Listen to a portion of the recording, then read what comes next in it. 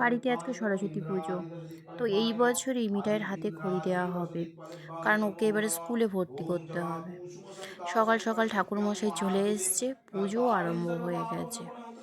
কিন্তু এত সকালবেলা তো মিঠাই তো সকালবেলা যে হাতে খড়ি দেবে বলে তাকে স্নান করানো হয়েছে। কি জানি ঠান্ডাও লাগতে পারে। স্নান করে এবারে ওর দাদা এই শাড়িটা কিনে দিয়েছে, শাড়িটা একটু বড় হচ্ছে, তো পরিয়ে দিলাম। পরিয়ে এবারে পুজোতে বসেছে। এবারে পুজো কমপ্লিট হয়ে গেলে এবারে ঠাকুরমশাইয়ের হাতে খড়ি দেওয়ার কাজটাও কমপ্লিট করে দেবে। বসতে বসতে বাবু একবার শাঁখ বাজাচ্ছে, একবার ঘন্টা বাজাচ্ছে, এইসব করছে। তো ঠাকুরমশাই পুজো করছে, দিব্যি চুপচাপ বসে বসে দেখছে। নমো একগন্ধ পুষ্পময় শিবায় নমঃ সত্যনারায়ণায় নমো নমো দ্রায়ং সত্যং গুণার্তিত্বং এবারে সবাই গুণোত্তমং শিবং পুষ্পাঞ্জলি দেবে, প্রভাতং কিন্তু পুষ্পাঞ্জলি পিতৃপুরুষোত্তমং দেয়া হবে, মিঠাই তো একদম স্থির হয়ে সর্বভৌমশ্রী বসবে না, কারণ সারাক্ষণ এদিক ওদিক ছুটবে।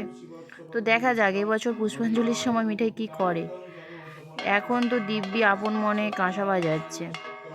এবারে ওর বাবা বলছে ছবি তুলবে, তাই একটু তাকিয়েছে, বেশিক্ষণ আবার তাকাবেও না। মিঠাইকে আজকে শাড়ি পরে কেমন লাগছে কমেন্ট করে জানিও। একদম মাথায় তো এই টিপটা পরিয়েছি, একদম পরবে না, তবুও জোর করে পরালাম।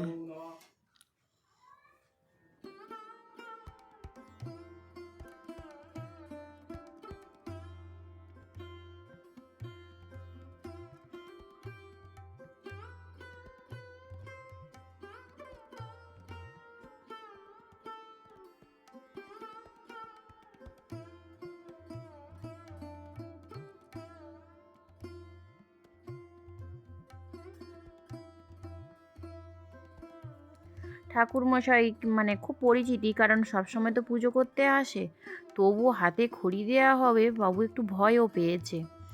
তো এই ধরে ধরে লিখিয়ে দিচ্ছে। তো মুখে বলতে বলছে বারবার, ও একদমই মুখে বলবে না। যেটা বলছে শুনে তো বলবে, একদমই বললই না। তো প্রথমবারটা বলেছে, আর একদম বলছে না। এবারে চুপ হয়ে আছে, একটু ভয়ও পাচ্ছে।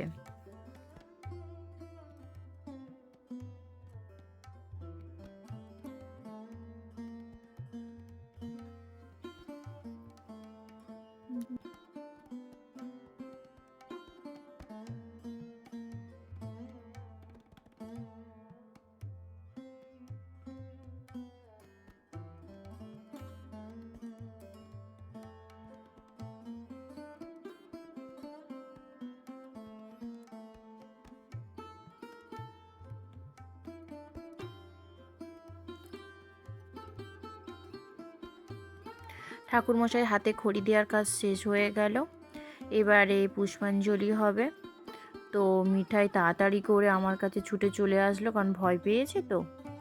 এবারে আমাদের পুষ্পাঞ্জলির কাজ শুরু হলো। পুষ্পাঞ্জলি হয়ে যাওয়ার পরে এবারে মিঠাই আর দিব্য ঠাকুর ঘরে নাচ গান আরম্ভ করলো। তার সাথে ঘন্টা বাজাচ্ছে, একবার কাঁসা বাজাচ্ছে, একবার শাঁখ বাজাচ্ছে, নাচ করছে। দুজন খুব দুষ্টু, এক জায়গায় বেশিক্ষণ থাকলে মারামারি শুরু হয়ে যাবে, কারণ মিঠাইয়ের যেটা চাই সেটা তিব্বর চাই, আর তিব্বর যেটা চাই সেটাই মিঠাইয়ের চাই। তো দুজন ঠাকুর ঘরে একটু বসেছিল, আমরা কয়েকটা ছবি তুললাম একসাথে ভাই বোনে। এবারে দুজন প্রণাম করে ঠাকুর ঘর থেকে বেরিয়ে আসতে বলছি। তো আসবে কি, তো দিব্যি বসে আছে। এবারে দুজন বসে বসে বারবার তাকাতে বলছি, কয়েকটা ছবি তুলবো বলে। তো ছবিও তুললাম। তোলার পর এবারে ওরা প্রণাম করে দু ভাই বোন বেরিয়ে আসলো। তো মিঠাইকে বললাম একটু বাইরে দাঁড়াও, কয়েকটা ছবি তুলবো। কেন দাঁড়াবে, জেদ করে একদম আর দাঁড়ালোই না, কান্নাও শুরু করে দিল, খুব রাগ হয়েছে।